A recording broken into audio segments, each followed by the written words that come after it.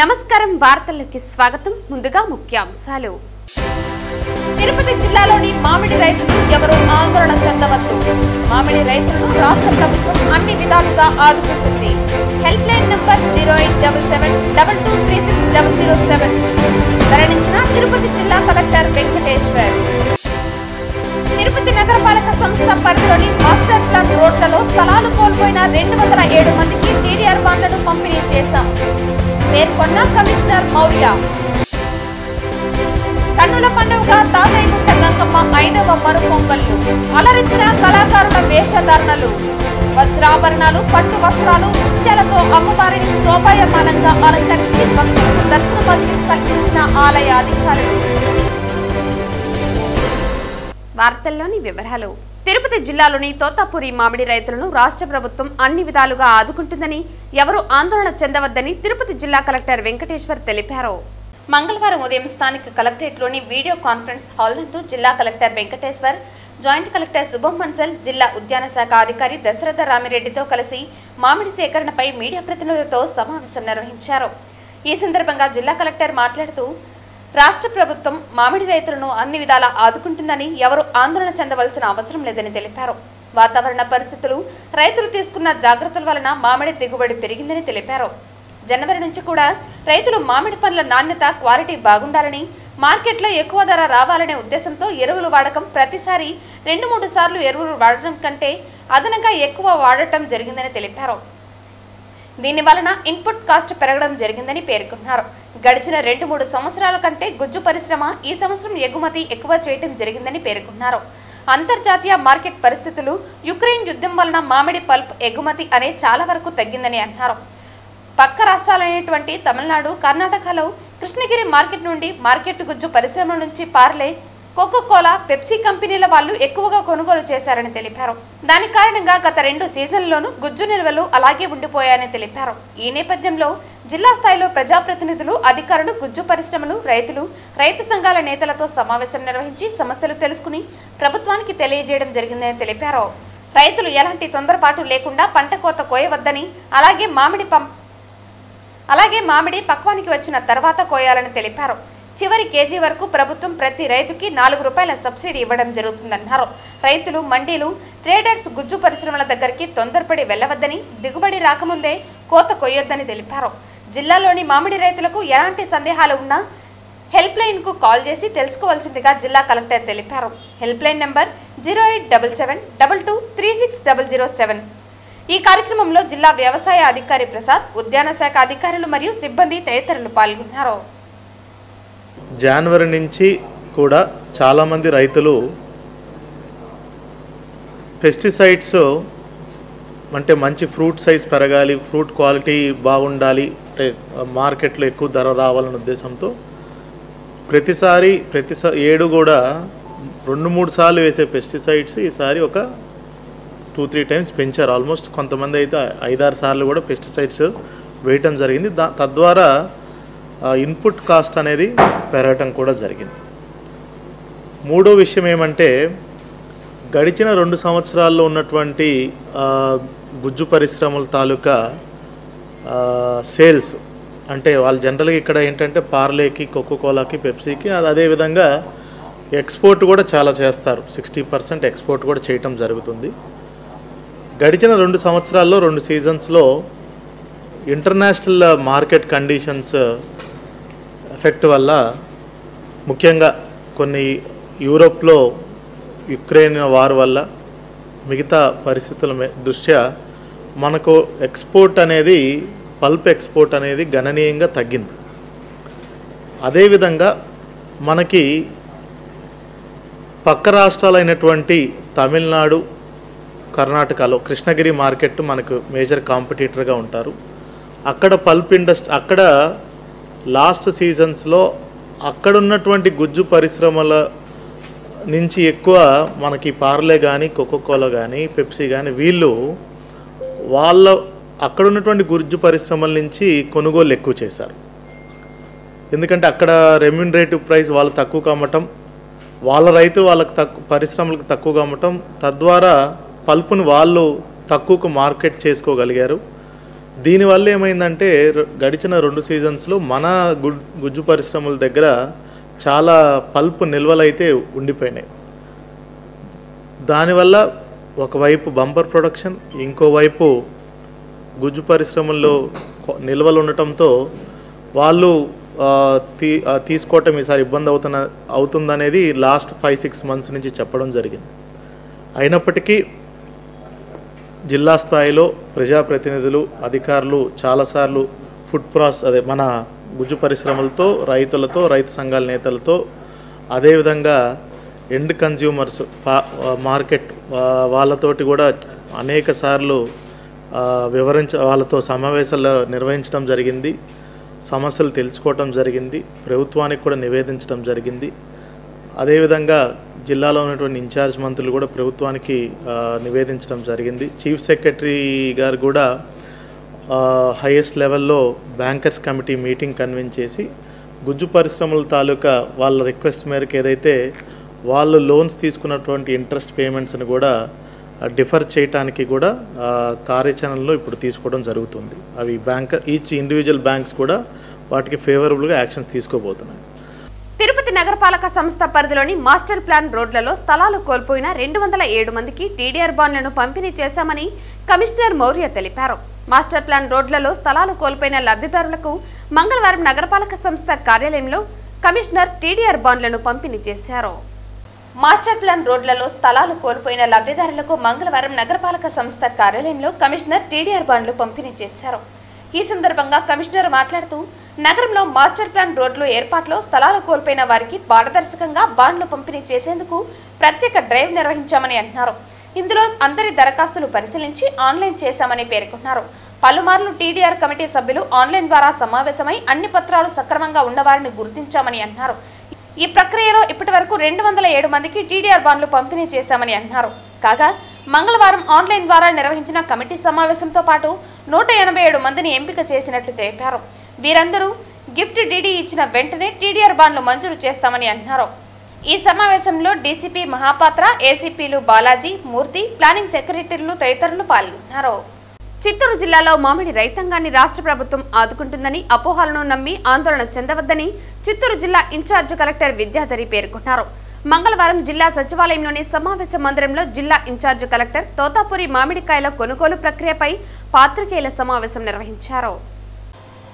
ఈ సందర్భంగా జిల్లా ఇన్ఛార్జ్ కలెక్టర్ మాట్లాడుతూ జిల్లాలో సుమారు 98,000 ఎకరాలలో దాదాపు 5 లక్షల మెట్రిక్ టన్నుల తోతాపురి మామిడి పంటలు పండిస్తున్నారని, పంట దిగుబడి క్రమంగా పెరుగుతోందన్నారు. జిల్లాలో 35 ప్రాసెసింగ్ యూనిట్లు ఉండగా అందులో 27 పరిశ్రమలు మాత్రమే మామిడి పండ్ల ప్రాసెసింగ్ చేస్తున్నాయన్నారు. గుజ్జు పరిశ్రమల ద్వారా ప్రతిరోజు దాదాపు 7,000 మెట్రిక్ టన్నుల మామిడి ప్రాసెసింగ్ జరుగుతుందన్నారు. ప్రతి 2 సంవత్సరాలకు ఒకసారి మామిడి దిగుబడి అధిక మొత్తంలో ఉంటుందని, 2023 సంవత్సరంలో సైతం అధిక దిగుబడి వచ్చిందని, ఆ సమయంలో గుజ్జు పరిశ్రమలు అధిక మొత్తంలో మామిడి పండ్ల ప్రాసెసింగ్ చేయడం జరిగిందన్నారు. అందులో దాదాపు 40,000 మెట్రిక్ టన్నుల ఉత్పత్తి ఇంకా పరిశ్రమల వద్ద మిగిలి ఉందన్నారు. ఈ కారణంగా ఈ సంవత్సరం గుజ్జు పరిశ్రమ నుండి డిమాండ్ తక్కువగా ఉందని, దీనితో మామిడి ధర తక్కువ పలుకుతోందన్నారు. మామిడి రైతులు నష్టపోకూడదనే ఉద్దేశంతో తోతాపురి మామిడి కిలో రూపాయలు 12గా ధర నిర్ణయిస్తూ జూన్ 6న రాష్ట్ర ప్రభుత్వం ఉత్తర్వులు విడుదల చేసిందని, ఇందులో గుజ్జు పరిశ్రమలు 8 రూపాయలు చెల్లించాలని, రాష్ట్ర ప్రభుత్వం అదనంగా 4 రూపాయల మద్దతు ధరను రైతుల ఖాతాలకు నేరుగా జమ చేస్తుందని తెలిపారు. 38 ర్యాంపులు 2 మండీల వద్ద అమ్ముకునే రైతులకు కూడా ప్రభుత్వం 4 మద్దతు ధరను అందిస్తుందన్నారు. ప్రభుత్వ ఆదేశాలను అమలు చేయడానికి జిల్లాలో కార్యాచరణ ప్రణాళికలు రూపొందించడం జరిగిందన్నారు. మామిడికాయల కొనుగోలు ప్రక్రియను పర్యవేక్షించడానికి ప్రతి ప్రాసెసింగ్ యూనిట్, మండీలు, ర్యాంపు వద్ద హార్టికల్చర్, అగ్రికల్చర్ అసిస్టెంట్ మరియు ఒక వీఆర్ఓతో కూడిన 2 బృందాలను ఏర్పాటు చేశామని, ఒక బృందం 8 గంటల నుంచి మధ్యాహ్నం 2 గంటల వరకు, మరొక బృందం మధ్యాహ్నం 2 గంటల నుండి రాత్రి 8 గంటల వరకు తోతాపురి మామిడి రైతుల వివరాలు, వారి ఆధార్ బ్యాంకు అకౌంట్ల వివరాలు తదితరాలను సేకరించి పంపుతారని, రైతులకు సబ్సిడీ కొరకు ఈ వివరాలను ప్రభుత్వానికి నివేదించడం జరుగుతుందన్నారు. రైతులు పక్వానికి వచ్చిన కాయలను కోసి ఫ్యాక్టరీలకు తరలించాలని, ఫ్యాక్టరీల వద్ద ఆలస్యం అవుతున్నప్పుడు దయచేసి కాయలు కోతలు కొంతమేరకు ఆలస్యం చేయాలని, లేనట్లయితే కాయలు కోసి ఫ్యాక్టరీ ముందు 2 రోజులు 3 రోజులు నిలపడం వల్ల కాయల నాణ్యత చెడిపోతుందన్నారు. రైతులు వెంటనే కాయలు కోసి ఫ్యాక్టరీలకు తరలించడం కాకుండా అందరూ రైతులకు అవకాశం వచ్చేలా సహకరించాలని మామిడి రైతులకు జాయింట్ కలెక్టర్ విజ్ఞప్తి చేశారు.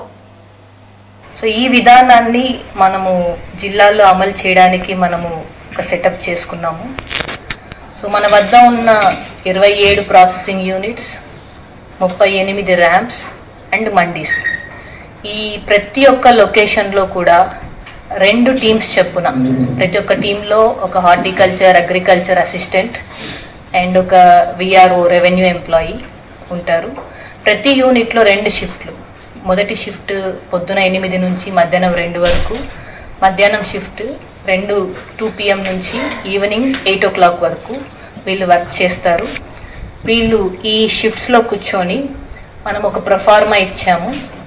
ఆ యూనిట్ వద్ద వీళ్ళు కూర్చొని ఆ యూనిట్కి ఎంతమంది రైతులు వస్తున్నారు, రైతు పేరేంటి, ఆ రైతు ఎన్ని కేజీలు మామిడికాయ తీసుకొచ్చారు, తోతాపురి మామిడి, అండ్ ఏ ప్రైస్కి అమ్ముతున్నారు, వాళ్ళ బ్యాంక్ అకౌంట్ ఏంటి, వాళ్ళ ఆధార్, ఇంకా ల్యాండ్ డీటెయిల్స్, ఇవన్నీ కూడా మన టీం అక్కడ కూర్చొని ఇన్ఫర్మేషన్ అనేది కలెక్ట్ చేస్తున్నారు. ఇన్ఫర్మేషన్ని మనము ఈ ప్రొఫార్మా కూడా మీ అందరికీ షేర్ చేయడం జరుగుతుంది.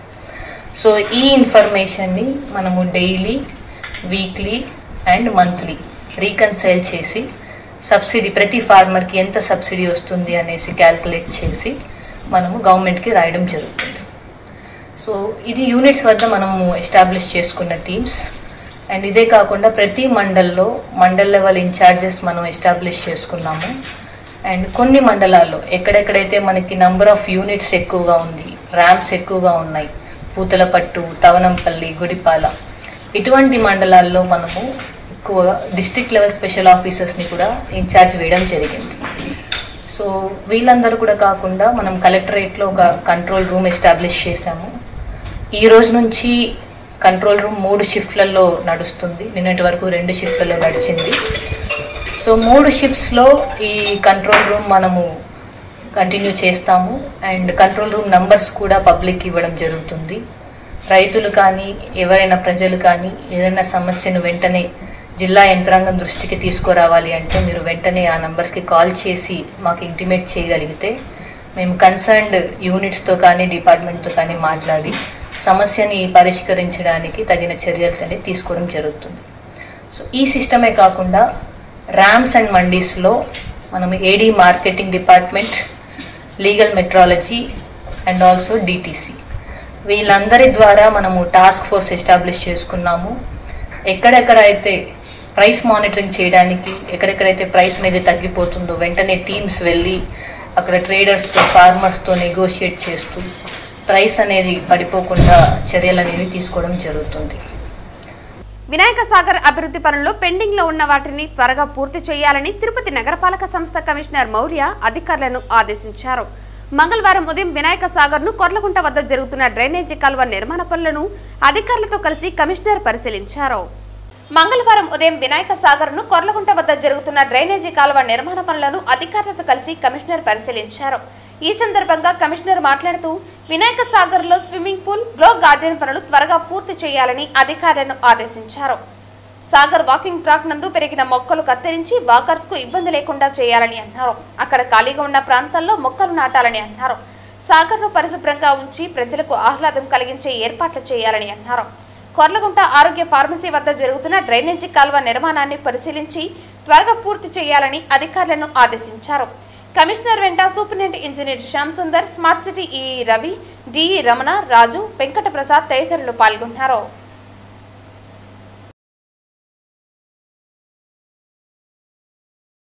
తిరుపతి తాతయ్యగుంట గంగమ్మ చివరి మరుపొంగల్లో జాతర అత్యంత వైభవంగా జరిగింది. గంగమ్మ జాతర తర్వాత వచ్చే 5 మంగళవారాలు అమ్మవారికి మరుపొంగలు పెట్టడం ఆనవాయితీ. ఈ క్రమంలో 5వ మంగళవారాన్ని పురస్కరించుకుని వజ్రాభరణాలు, పట్టు వస్త్రాలు, ముత్యాలతో అమ్మవారిని శోభాయమానంగా అలంకరించి భక్తులకు దర్శన భాగ్యం కల్పించారు. ఈ క్రమంలో 5వ మంగళవారాన్ని పురస్కరించుకుని వజ్రాభరణాలు, పట్టు వస్త్రాలు, ముత్యాలతో అమ్మవారిని శోభాయమానంగా అలంకరించి భక్తులకు దర్శన భాగ్యం కల్పించారు. ఈ సందర్భంగా రాయలసీమ రంగస్థలి చైర్మన్ గుండాల గోపీనాథ్ రెడ్డి ఆధ్వర్యంలో కళాకారులు వివిధ పౌరాణిక వేషధారణలతో అమ్మవారి ఆలయానికి చేరుకుని మొక్కులు చెల్లించుకున్నారు. ఈ సందర్భంగా గంగమ్మ ఆలయ ఈవో జయకుమార్ కళాకారులకు స్వాగతం పలికి అమ్మవారి దర్శన ఏర్పాట్లను చేసి తీర్థప్రసాదాలను అందజేశారు. రాయలసీమ రంగస్థలి చైర్మన్ గుండాల గోపీనాథ్ రెడ్డి అన్నప్రసాదం భక్తులకు పంపిణీ చేశారు. ఈ సందర్భంగా రాయలసీమ రంగస్థలి చైర్మన్ గుండాల గోపీనాథ్ రెడ్డి మాట్లాడుతూ రాయలసీమ రంగస్థలి ఆధ్వర్యంలో జాతర తర్వాత వచ్చే 5 వారాల మరో పొంగలలో తమ కళాకారులు వేషధారణలతో ఆలయానికి విచ్చేసి అమ్మవారిని దర్శించుకోవటం ఆనవాయితీగా వస్తోందని తెలియజేశారు. ఈ కార్యక్రమంలో రాయలసీమ రంగస్థలి చైర్మన్ గుండాల గోపీనాథ్ రెడ్డి, కళాకారులు, నగర సంకీర్తన మండలి సభ్యులు తొండమనాటి సుబ్రహ్మణ్యం రెడ్డి, కేఎన్ రాజా, అరుణ, పార్వతి తదితరులు పాల్గొన్నారు.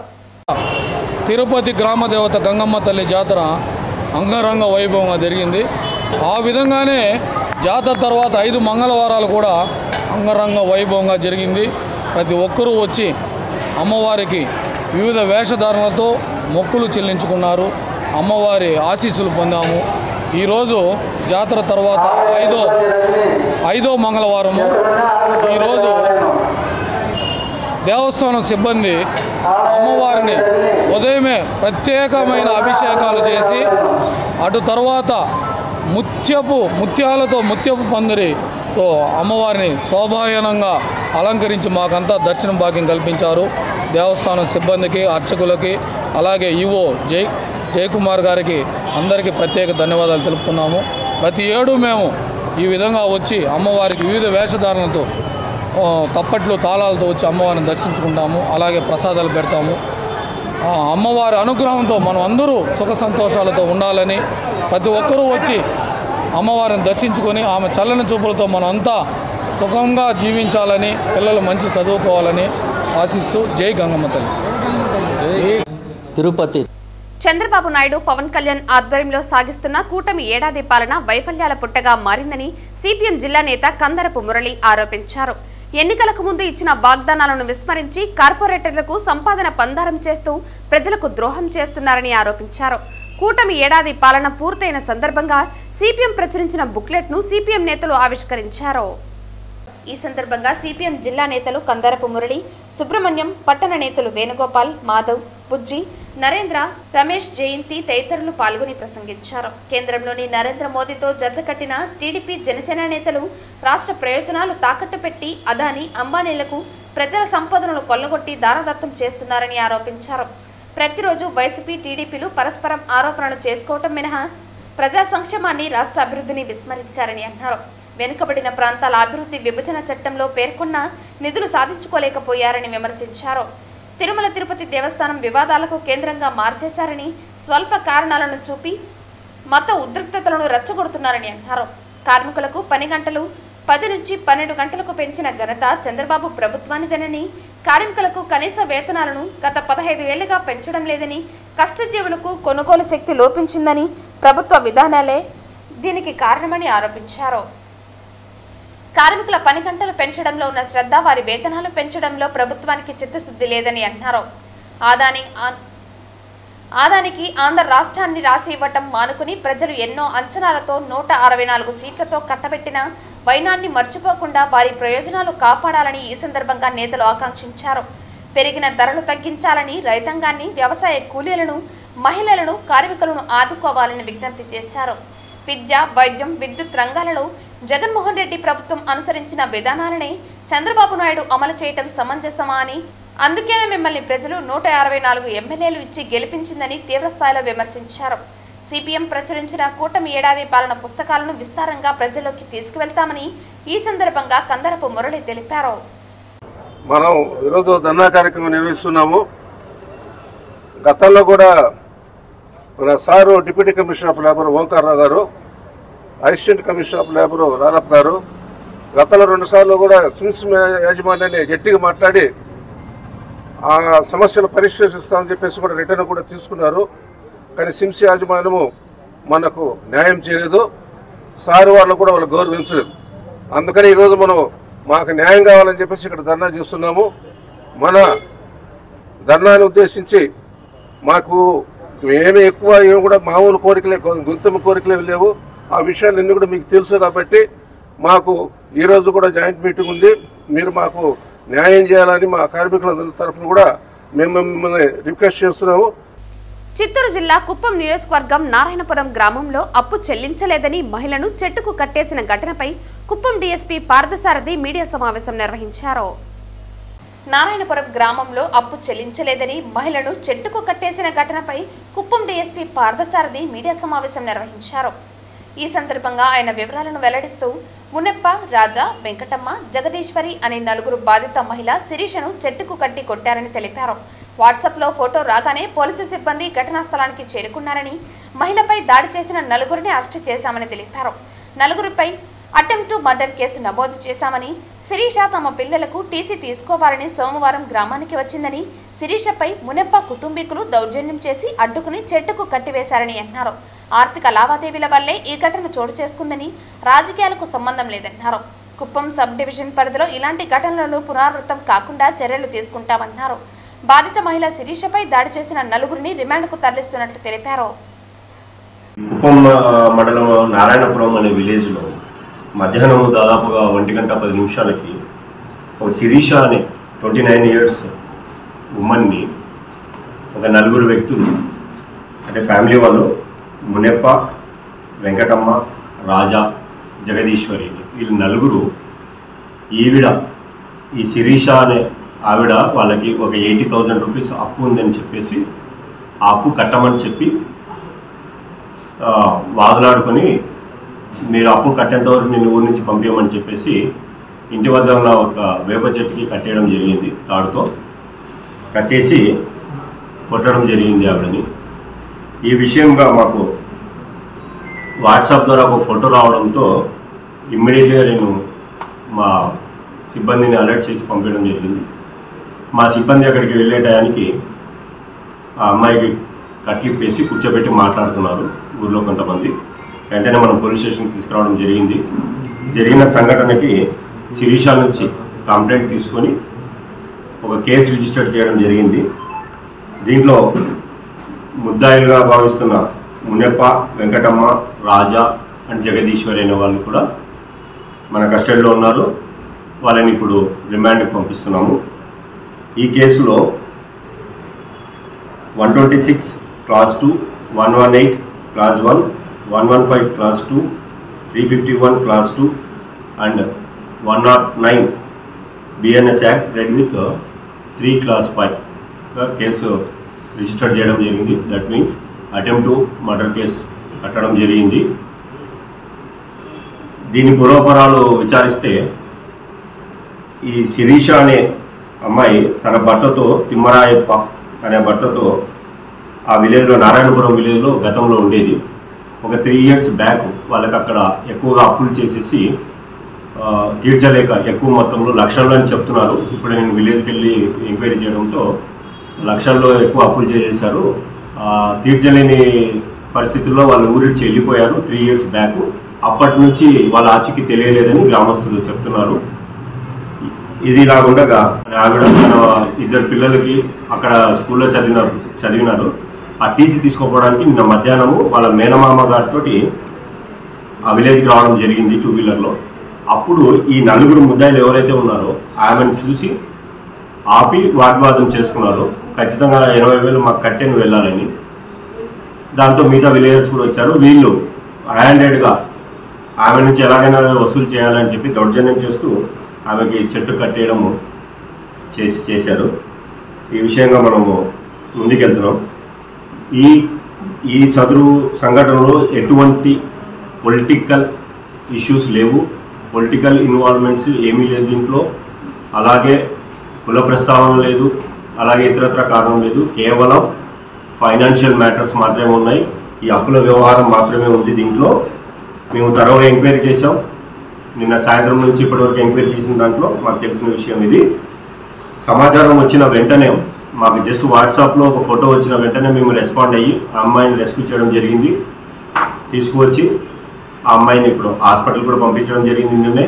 Now she is undergoing treatment. ఆ అమ్మాయికి ఎటువంటి ప్రమాదం లేదు, బాగానే ఉంది. హాస్పిటల్ ప్రస్తుతం ట్రీట్మెంట్ తీసుకుంటుంది. వార్తలు ముగించే ముందు ముఖ్యాంశాలు మరోసారి. తిరుపతి జిల్లాలోని మామిడి రైతులు ఎవరూ ఆందోళన చెందవద్దు. మామిడి రైతులను రాష్ట్ర ప్రభుత్వం అన్ని విధాలుగా ఆదుకుంటుంది. హెల్ప్ లైన్ నంబర్ 0877223607 వెల్లడించిన తిరుపతి జిల్లా కలెక్టర్ వెంకటేశ్వర్.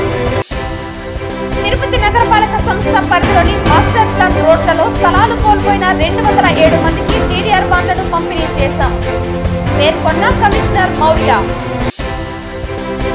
కన్నుల పండుగగా తాతయ్యగుంట గంగమ్మ 5వ మరు పొంగళ్లు అలరించిన కళాకారుల వేషధారణలు, వజ్రాభరణాలు, పట్టు వస్త్రాలు, నృత్యాలతో అమ్మవారిని శోభాయమానంగా అలంకరించి భక్తులకు దర్శన భాగ్యం కల్పించిన ఆలయ అధికారులు. ఈ వార్తలు ఇంతటితో సమాప్తం. తిరిగి వార్తల్లో మళ్ళీ కలుద్దాం. అంతవరకు సెలవు. నమస్కారం.